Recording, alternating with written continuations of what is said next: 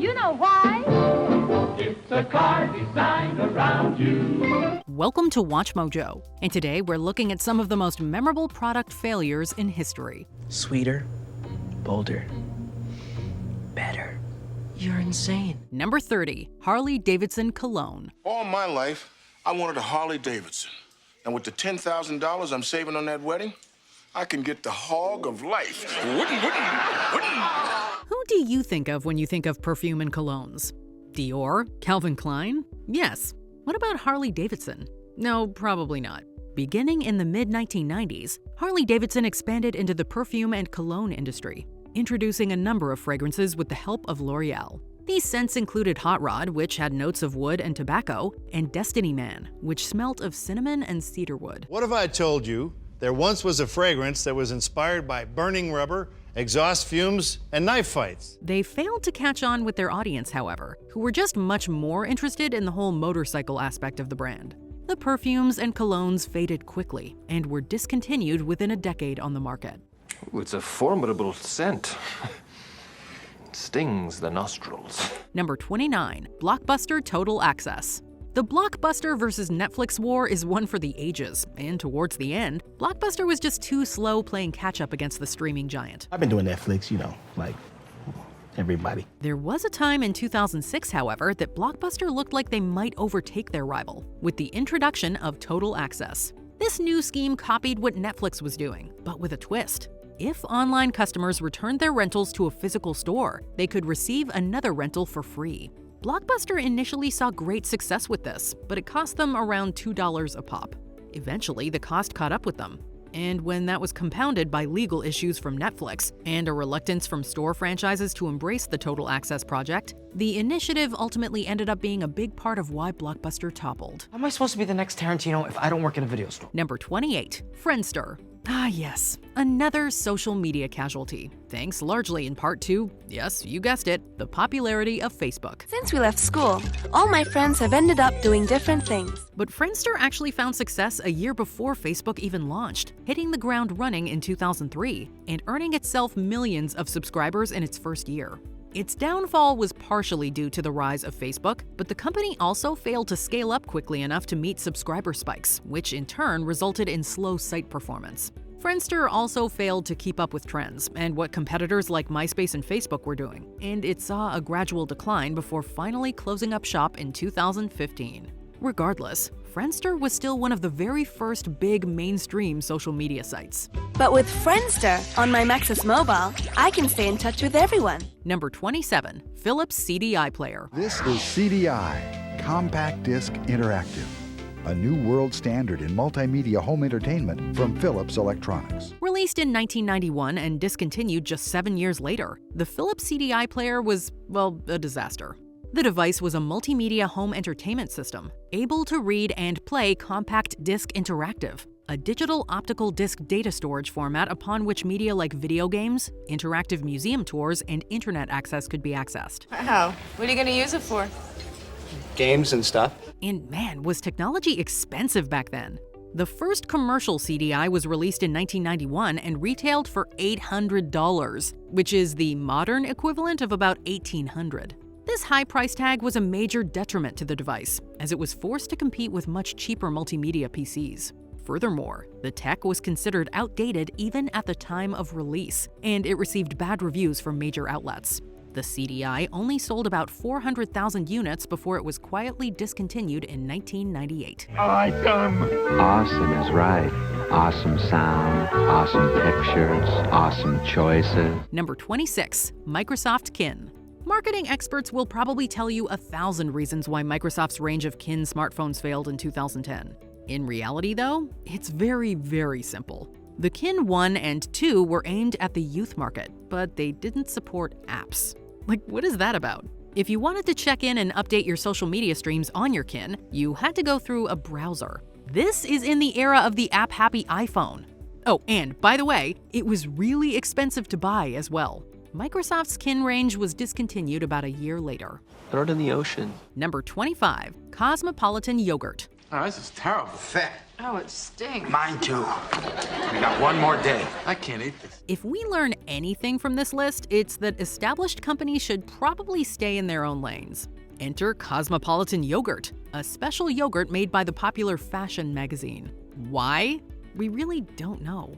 Released in 1999, Cosmopolitan Yogurt was not the first thing that people reached for in the dairy aisle. Probably because they, like us, were thinking, why is Cosmo making yogurt? Hello. Hello. Magazine, interview, Cosmo, can't flake twice. Well, I think this is a little bit more important than Cosmo, don't you? The brand was handily outsold by competitors, and the magazine company left the yogurt market after about a year and a half. And somehow, this isn't even the only yogurt-themed failure. In 1979, Clairol released Touch of Yogurt shampoo, which some confused buyers even ingested. Touch of yogurt, get the touch. Number 24, Windows Vista. Vista launched in 2007 and was a replacement for the well-thought-of Windows XP. People were excited, but that didn't last long. From the moment it launched, people everywhere were pulling out their hair due to incompatibility issues with their current computers, despite promises from Windows that that wouldn't happen. So Windows 95 was key to its era, and Windows Vista is key to the era we have today. Users were forced to upgrade due to increased hardware requirements, and the general speed and performance of Vista was, well, not good. Loads of Windows users remained on the XP system and refused to switch, waiting for things to get better.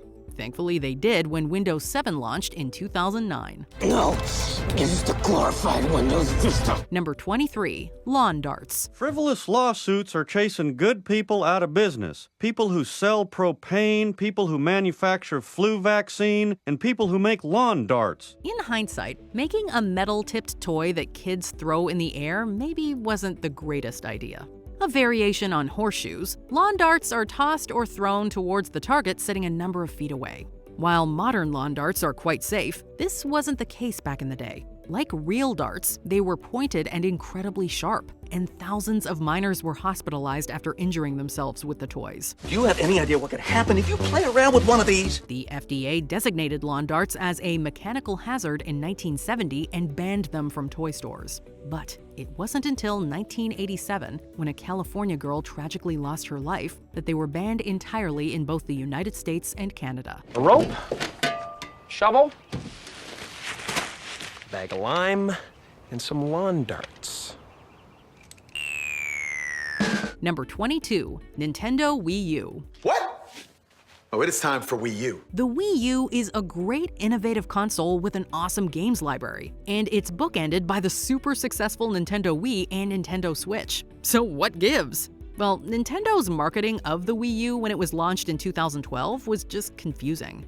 It carried a similar name to the Wii, but it wasn't merely an accessory for the Wii. It was a separate console. And the controller was also a screen, so you could play it handheld, but you could also connect it to a TV. It was kind of like an early iteration of the Switch, but it didn't seem like the gaming world was ready for it. The high price tag did not help its cause either. Losing isn't fun, is it? Number 21, 3D TV. Samsung 3D TV, the world's first 3D LED TV. Samsung, LG, Sony, take your pick. There were tons of major tech brands that dipped their toe into the 3D TV market, and ultimately came out wondering where it all went wrong. The 3D TV hype peaked around 2012, just a few years after James Cameron unleashed Avatar on the world. People were enjoying 3D movies and live sports events from the comfort of their living rooms, thanks to the use of specific displays and glasses. But it didn't take long for the fad to fizzle. Many got bored of it fast, or just couldn't be bothered to fiddle with 3D glasses, especially with the rising popularity of ultra-clear 4K TVs and curved displays, which enhanced the viewing experience with no extra effort. Maybe they'll make a comeback? So, how smart is your 3D? Number 20, the DMC-12. This one may come as a surprise considering it has unending popularity, a rabid fanbase, and pop culture cred courtesy of its use in Back to the Future.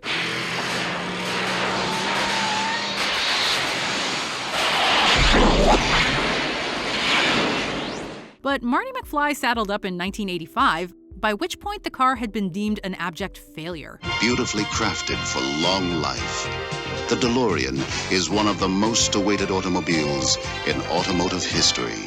On on the market for a scant 3 model years before DMC was shuttered amid multiple forms of controversy, the DeLorean, as it later came to be known, never performed as well as it looked, disappointing drivers and turning off would-be owners. The first production car was completed in January of '81, but by December of '82, the game was over, with DMC itself following suit soon after. Number 19. Apple Maps. When Apple Maps launched in 2012, it was riddled with issues. Boldly, the company made Apple Maps the default Maps application on iPhones, and boy did people hate it. Tim Cook even issued a public apology for all of the problems the application had. Some of these problems included misspelled place names and locations being placed miles from where they actually were. Since then, Apple has improved some features, but its reputation hasn't fully recovered. And in terms of users, Google Maps remains way ahead. Don't tell me this is Zune bad. I'm sorry, Gavin. It's Apple Maps bad. Number 18. Segway. This is the world's first self-balancing human transporter. The Segway has certainly fallen from grace since it was first introduced back in 2001, to the excitement of local dads and mall cops everywhere. The problem was the astronomical hopes of the Segway's creator. The intention was to have the product completely revolutionize how humans got around in urban areas. Fly, Segway, fly! But there was just something undeniably dorky about it, and it wasn't adopted nearly as fervently as its producer had hoped. In an unfortunate turn of events, the product's viability died with the company owner Jimmy Heselden, who was killed when he fell off a cliff while riding his Segway scooter through the English countryside. Number 17. Colgate Kitchen Entrées. In the 1980s, frozen meals were popular and prevalent, so that's perhaps why Colgate, best known for their line of toothpastes, decided to get into the market, because why not? But there's something distinctly unappetizing about the name Colgate Kitchen Entrées. What a cool taste! Let me try! No one wants to be slumming it with a half-frozen, half-overcooked plate of gruel and be reminded of fluoride-enhanced mint-flavored grit cream.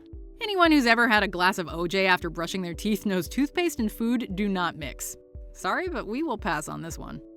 Number 16. Coors Rocky Mountain Sparkling Water. You will start to notice a trend on our list that many of the entries involve companies leaving their comfort zones in an attempt to branch out into new markets. Coors Rocky Mountain Sparkling Water is a prime example of this. It's the right year now. In 1990, when the product was released, Coors was one of the most successful brewing companies in America. And while their beer was popular across many demographics, one they were not hitting was the sparkling water crowd. But people didn't want to drink bubbly water that perhaps tasted like ultralight beer, and the trademark expired a few years after launch. Number 15. Virtual Boy. In the mid-90s, Nintendo was thriving. Their Super Nintendo, released in 1990, was a massive success, but a few short years later, they delivered a serious flop.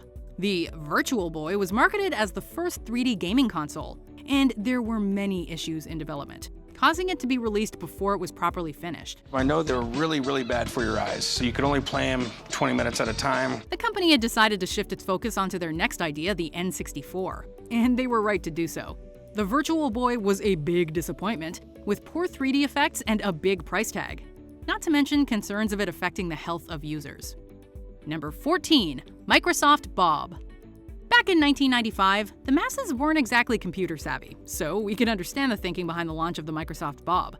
This was an operating system interface that made your desktop look like a house, with each application corresponding to a regular household item. The whole point is that you don't have to find the clock application somewhere in your computer. You can just think, hey, look, there's a clock, click on it. The idea wasn't a terrible one, but it used a ton of processing power, which most home computers didn't have in excess in 1995. It was discontinued shortly after launch. To make matters even worse, it gave the world Clippy, and perhaps worse still, Comic Sans was actually invented for use in Microsoft Bob, even though they didn't end up using it on the interface. Number 13. HD DVD. Remember back in the late aughts when people had to decide whether to commit to HD DVDs or Blu-ray? There was a race to replace, or at least improve upon, the DVD, and Toshiba threw their hat into the ring with the HD DVD. High-def DVD is really an improvement over old DVD. It's the same technology, that's why they didn't change the name. There wasn't anything wrong with the HD DVD per se, but it simply lost the war against Blu-ray, and 2 years after its release, it was discontinued. Unfortunately for consumers, Many had invested in HD DVD players, which were essentially made obsolete, or at least of limited use. Although some may now say the same about physical media in general, so is there a real winner here? Number 12, the Arch Deluxe. Over the years, McDonald's has introduced dozens of new menu items. Some are hits and some are definite misses. The Arch Deluxe was marketed as a burger with a grown-up taste, and the ad campaign focused on getting adults with sophisticated palates to try it. The soft, comforting potato roll, I'm in the zone, all layered together in one symphony of taste. The company spent over $300 million on development and marketing for the Arch Deluxe, and yet it didn't meet sales expectations. There was nothing in particular wrong with the burger, which was pretty standard with additions like peppered bacon, leaf lettuce, and a special mayo and mustard sauce. Arch. Daryl? The new Arch Deluxe? Yeah, I was gonna say that. But consumers just weren't biting, and the Arch Deluxe went McBye-bye soon after. Number 11, Zune. Back in the mid-aughts, it was tough to compete with Apple's hugely successful iPod, but some companies tried anyway to varying results. Microsoft produced its own MP3 player called the Zune, which was released in 2006 and managed to stick around until 2012, though in the latter years it was definitely not selling much. The performance of the Zune never quite matched up to that of its competitors, and in an embarrassing instance in 2008, most of the 30GB Zunes completely stopped working on New Year's Eve because they forgot to account for the extra day in the leap year. I stood in front of a case of iPods and I bought a Zune. What's a Zune? Yep, exactly. Number 10, Easy Squirt Colored Ketchup. Kids historically love ketchup. So it makes sense that Heinz, the world's best-known maker of ketchup, decided to market ketchup directly to children with its Easy Squirt line. The squeezable containers were easy for kids to use, but not only that, the product was made available in a variety of fun, and dare we say it, rad colors other than the standard red. Who wouldn't want to squirt something purple and toxic looking onto their French fries? While the novel idea may have had some kids begging their parents to put it in their grocery carts, by 2006, production was stopped. Number 9, Cheetos Lip Balm. Some products on this list were good ideas that just weren't well executed or didn't catch on, but this is absolutely not one of them. Sure, we all loved soda-flavored chapstick, but when Frito-Lay introduced Cheetos-flavored lip balm, it was obviously a step too far. We acknowledge that Cheetos are incredible, but not every snack food belongs in our makeup case. We can't even imagine what the marketing pitch was for this product, and we wouldn't be surprised if someone was fired for creating this monstrosity. Number 8, the Newton. The Apple Newton was the product for which the term personal digital assistant was created, and at the time of its release in 1993, it seemed like the height of new technology. Newton is the first product from Apple to have a button labeled Assist. Tap it, and you open a whole new world of possibilities. But the price of the product was very steep, making it a difficult sell for consumers. Another factor in its failure was that the highly anticipated handwriting feature ended up being a disappointment. At least if you didn't want to eat up Martha. Hey, Dolph, take a memo on your Newton. Beat up Martin. The Palm Pilot ended up overtaking it, and when Steve Jobs came back to Apple in 1997, he ordered the Newton line to be discontinued. I just point this to another Newton and zap, the information is transferred. No wires or anything. It's really cool. It's way cool. Yeah. Number 7, the Galaxy Note 7. One of the more recent flops we'll be discussing was one of the most explosive launches in tech history. But in all seriousness, the Samsung Galaxy Note 7 started literally catching on fire shortly after its release. This phablet was actually pretty well reviewed when it first launched in August of 2016, but those positive critiques didn't count for much when the phones began smoking and setting aflame. Through measurement and observation, it was found that the negative electrodes were damaged because the design of the cell pouch did not provide enough room. In one much publicized instance, this even happened on a flight which had to be evacuated, prompting airlines to ban the Note 7. Samsung discontinued the phone in October of 2016 and reportedly lost billions of dollars because of the debacle. I call it exploding because this did shoot pieces of whatever it was inside the phone out. Number 6, Betamax. Remember VHS? Meet its older brother. Released in 1975, just a year before the VHS tape came out, the Betamax arguably had better technology than its competitor. The resolution and sound were considered to be superior to those of the VHS, but because Sony made a major misstep with its licensing, VHS soared past it to quickly grab a larger market share, providing more consumer options and lower price points. That is why 90s kids will all remember having their Disney movies on VHS and not Betamax. Everything you want in home video from those awfully nice Sony people. Who's a clever little Sony then? I am. Number 5. Google Glass. In so many works of science fiction that imagine the future of humanity, we had wearable technology that looked a whole lot like Google Glass. In fact, theoretically, it seemed like an incredibly futuristic invention that could completely change the way we viewed the world. You can tap on any card to see more. Swipe down anywhere to go back to the timeline. But despite its lofty goals, Google Glass was mired with criticism and was prohibitively expensive for many. Chief among the concerns were issues of privacy, because the glass could easily record people without their consent, as well as safety. Number 4. Wow chips. Consumers should probably be smart enough to be wary of low-fat potato chips, but when Wow chips were released by Lay's in 1998, no one could have imagined the fallout. You see, they were made with a fat alternative called olestra, which caused, let's just say, gastrointestinal distress. That is, visits to the bathroom. It seems the folks who made Crisco had come up with Olean, an oil that fries up snacks without adding any fat or calories. How this was not discovered during the development phase, we'll never know. But the end result was that Lay's was forced to put a warning on all bags reading, "This product contains olestra. Olestra may cause abdominal cramping and loose stools." Now that is not exactly great marketing material. Number 3. Premier Smokeless Cigarettes.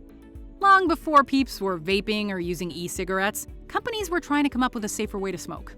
In 1988, for tobacco company R.J. Reynolds, this meant introducing a line of smokeless cigarettes. The problem was, smokers didn't get the same satisfaction from it because of the lack of actual smoke. Not to mention, there was a chemical taste associated with it that didn't improve things. In the end, the non-smoking smokes were only around for a few months before they were removed from the market. And after R.J. Reynolds invested hundreds of millions of dollars into them. Number 2. Edsel. The most memorable product failures are usually the ones that were the most heavily hyped. This is true now, and it was true all the way back in the 1950s as well. That's right. Driving the 1958 Edsel is as easy as flicking a light switch. The Ford Motor Company came out with the Edsel after a year-long marketing campaign leading up to its release, which branded it as the car of the future. With so much anticipation, it was almost destined to fall short of what people had expected. Like this speedometer that glows red when you exceed the safe maximum speed you set it for. But this was an even more colossal failure than anyone could have imagined. People thought they were too expensive, ugly, and suffered from being overhyped. In short, the Edsel never picked up traction. Before we continue, be sure to subscribe to our channel and ring the bell to get notified about our latest videos. You have the option to be notified for occasional videos or all of them. If you're on your phone, make sure you go into your settings and switch on notifications. Number 1. New Coke.